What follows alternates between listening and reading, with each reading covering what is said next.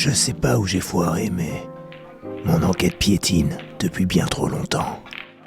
Ah, bordel, mais comment on peut laisser des films aussi mous sortir en salle alors que t'as des scénarios super originaux qui dorment dans les tiroirs? Et puis qu'est-ce que je fous dans ce podcast à étaler mes états d'âme? J'ai beau y penser, j'ai pas de réponse. Allez, je prends un dernier verre et je me casse.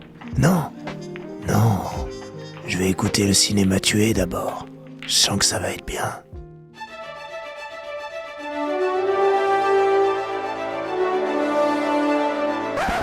Allons-y, moteur! Moteur! Oh putain, moteur! Bonjour, bon après-midi, bonsoir. Le cinéma tué ouvre ses portes pour une nouvelle plongée au cœur d'un film que je n'ai pas, mais alors pas du tout aimé, au point que, je me suis barré de la salle aux 3/4. Et ça, je le fais jamais. Enfin, là, je l'ai fait, mais habituellement, je le fais jamais. C'est pas bien ce que tu fais, c'est pas bien du tout.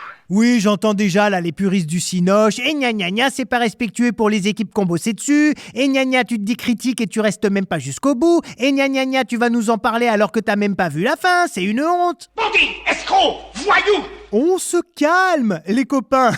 Tout va bien. Rien que pour vous, je suis retourné voir la fin du film en salle grâce à ma super carte illimitée. Donc, tout est sous contrôle. Je vais m'énerver, vous savez, je vais m'énerver. Ah bah ça c'est sûr que ça va encore ruer dans les brancards, forcément. Lumière cette semaine sur Maigret, sorti le 23 février 2022 avec Gérard Depardieu et Mélanie Bernier. Les autres, je vous les cite pas parce que de toute façon, leurs noms ne vous diront rien. C'est une nouvelle adaptation des œuvres de l'écrivain Georges Simenon et plus précisément du roman Maigret et la jeune morte qui est sorti en 1954. C'est réalisé et coécrit par Patrice Lecomte qui n'est autre que le réalisateur des Bronzés, entre autres. Il a évidemment fait un peu plus de trucs que ça, mais c'était quand même son grand retour sur grand écran puisque son dernier film daté de 2014, c'était Une heure de tranquillité avec Christian Clavier. Et sans plus attendre, voici comme d'habitude le synopsis du film avec une voix et une musique de bande-annonce. Le commissaire Maigret enquête sur la mort d'une jeune fille. Rien ne permet de l'identifier, personne ne semble l'avoir connue. Elle s'appelait Louise. Louise Louvière. Louise Louvière. Pourquoi avez-vous dit elle s'appelait ? Il rencontre alors une délinquante qui ressemble étrangement à la victime et réveille en lui le souvenir d'une autre disparition, plus ancienne et plus intime. Mais ça vous intéresse vraiment que je vous raconte ma vie ? Ça m'aide un peu à comprendre. Comprendre quoi ? Une fille comme toi. Des filles comme moi, il y en a des paquets à Paris. Et encore une fois, les amis, je me suis fait niquer en beauté. Il n'y a pas d'autre mot. Pardon pour ma grand-mère qui écoute régulièrement ce podcast et qui va encore une fois être choquée. Mais voilà, faut que je sois honnête et faut que je dise les choses. Je me suis senti floué, voilà, pour parler un bon français. D'abord parce que la bande-annonce est vachement bien faite. On dirait presque qu'il y a du rythme et que ça va envoyer du lourd. Et ensuite, parce que j'ai lu les critiques de la presse avant d'y aller et elles étaient dithyrambiques. Écoutez ça, La Croix. Patrice Lecomte signe un très grand film, expressionniste et crépusculaire, marqué par l'interprétation émouvante et grandiose de Gérard Depardieu. Le Parisien, Depardieu joue Maigret comme personne avant lui.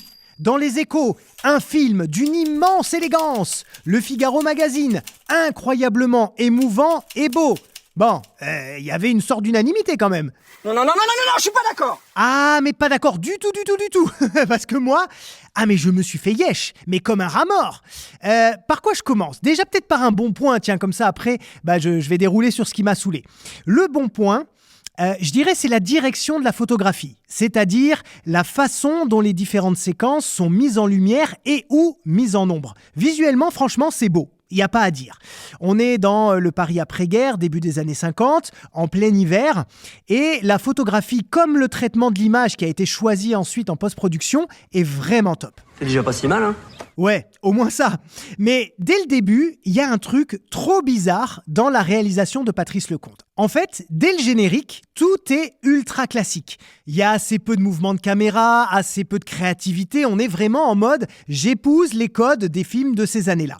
Et puis, tu sais pas pourquoi, dans cet ultra-classicisme visuel, de temps à autre, il te fait des recadrages ultra brutaux sur des personnages. T'as un plan fixe sur Depardieu, il parle normal, tranquille, et d'un coup, zzz, ça zoome super vite sur son visage, avec forcément la caméra qui bouge un peu pour recadrer en même temps.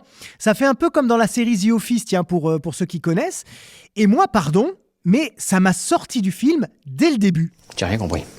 C'est ça en fait, moi j'ai pas du tout capté le délire. Dès les premières minutes, on est plongé dans un Maigret méga standardisé, tu vois, limite série télé. Parce qu'en vrai, il faut se le dire, t'enlèves Gérard Depardieu, ça vaut pas plus que de terminer sur TFX un dimanche après-midi. Mais voilà, de temps en temps, comme ça, t'as des petits coups de réalisation ultra modernes qui tranchent complètement avec l'ambiance globale. Donc moi, ça déjà, non. Je suis désolé, hein. Il n'y a pas d'offense. Côté scénario, maintenant, chers amis de SND, qui est la société qui produit et distribue Maigret, cher Patrice Lecomte, co-scénariste, le principe d'un film policier, c'est que si on se doute déjà de qui est le tueur dès les premières minutes, ça n'a aucun intérêt. Dois-je le répéter sans fin? Et le problème, c'est que dans le premier quart d'heure du film, t'as une séquence qui te spoil finalement quasiment la fin. On est dans une fête de fiançailles, tu vois, dans un appartement bourgeois, les gens trinquent, ça rigole, ça félicite, tout ça. Et t'as la jeune femme qui va être assassinée quelques minutes plus tard, qui débarque en robe... Hop, mon garçon. Moi, j'écoute pas ce podcast pour qu'on me spoil les films, tu vois. Alors calme-toi sur les descriptions. Manu, remets-moi un GB, s'il te plaît. J'écoute la suite. Mais attention, petit. J'étais à l'œil.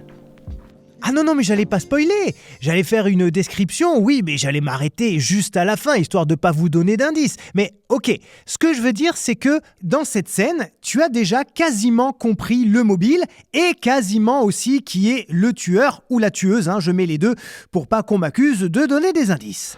Je n'ai pas le droit de te le dire. Top secret. Et du coup, les amis, où est le plaisir ? Où est le plaisir ? D'autant que le fin mot de l'histoire, on te le révèle de façon super brutale, presque anecdotique à la fin. Mais non, quand on est devant un film policier, tout le kiff du spectateur, c'est d'avancer avec le flic. Parfois même d'ailleurs de le devancer un petit peu, ou en tout cas d'émettre des hypothèses, de chercher dans sa tête et puis d'être ballotté, d'être ramené sur une piste et puis une autre. Mais là, on a déjà des grosses suspicions dès le début. Et comme l'enquête est ultra lente et nous emmène finalement pas très loin, c'est hyper déceptif. Et on n'est pas aidé, en plus, par un rythme global proche de zéro. C'est très contemplatif. Et ce qui est lassant, c'est que ce n'est qu'une succession de tableaux, de scènes où Maigret rencontre des gens qui ont côtoyé la victime. Et à chaque fois, il y a une petite pièce du puzzle supplémentaire qui nous aide à comprendre. Mais c'est toujours la même structure en réalité. Et parfois, il y a vraiment des face-à-face qui servent à rien. Et c'est ultra bavard. Et souvent d'ailleurs pour pas grand-chose. Inutile et désappointant. Et alors, pour couronner le tout, la cerise sur le gâteau, the cherry on the cake, c'est que c'est quand même ultra mal joué tout le temps. À part Depardieu, bien évidemment. Voilà autre chose. Ah ouais, non mais alors là, énorme point noir sur la direction d'acteur. D'ailleurs, je vais profiter que vous soyez là pour passer un énorme coup de gueule, un peu global, un peu général, sur la majorité des films que j'appelle à costume, c'est-à-dire qui se passent avant les années 60, je dirais, plus ou moins, t'as compris. Pourquoi, s'il vous plaît, les scénaristes, les réalisateurs, les directeurs artistiques et parfois même peut-être les acteurs eux-mêmes sont persuadés que les gens qui vivaient au XVIe, XVIIe, XVIIIe, XIXe siècle, et donc même dans les années 50, comme dans ce Maigret, parlent tous comme s'ils sortaient d'une encyclopédie de l'Académie française. C'est excessivement énervant. Avec des je ne pense pas, je ne sais pas, cela ne veut pas dire que... Mais oh, on parle pas comme ça dans la vraie vie. On dit je sais pas, je pense pas, on dit ça, on dit pas cela. Faites-y attention les amis la prochaine fois que vous regardez un film du genre, parce que moi je trouve insupportable cette théâtralité quasi systématique, alors que personne nous dit que les gens parlaient de façon aussi châtiée à telle ou telle époque. Et alors là, dans Maigret, alors voilà, c'est un festival. Là, c'est les fourberies de Scapin. C'est la comédie française, en beaucoup moins bien, en beaucoup moins bien. Et ils parlent tous avec ce ton, cette musicalité vachement empruntée qui donne du coup à l'ensemble un côté hyper carton-pâte. Je sais pas si vous voyez bien ce que je veux dire. Même à un moment, Maigret, il parle avec une concierge, qui est donc censée être plutôt d'une classe populaire. Frère, elle parle comme si elle avait écrit les Fables de La Fontaine. Non mais c'est pas possible en fait. Merci pour tes conseils. Allez, maintenant, va-t'en. Et je suis un peu frustré en plus parce que comme le film est encore en salle à l'heure où j'enregistre ces quelques mots, je peux même pas vous faire écouter des extraits. Mais je vous jure, vous pouvez me croire sur parole.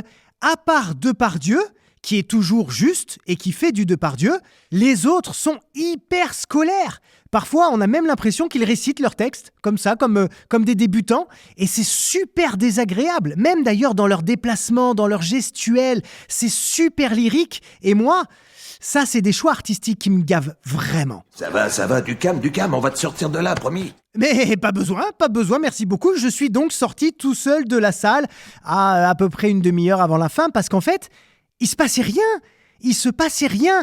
Les personnages sont tous super caricaturaux. Tout le monde loue la performance de Depardieu, mais enfin moi je le trouve aussi bon et juste que d'habitude. Donc il y a un emballement autour de ce film que je ne comprends pas. Et personnellement, je me permets de vous le déconseiller parce que je m'y suis emmerdé profondément. Merci, mon jeune ami. Eh ben de rien, c'est toujours un plaisir. Et le cinéma tué, c'est terminé. Merci beaucoup pour vos écoutes, merci pour vos partages, pour vos messages, bref, pour votre soutien. Évidemment, si vous êtes tout nouveau parmi nous, je vous propose de vous abonner. Et pour tout le monde, vous connaissez la musique, les 5 étoiles, le petit commentaire sympatoche qui va bien et surtout un immense merci encore, tout simplement. Vive le Cinoche! Ciao tout le monde!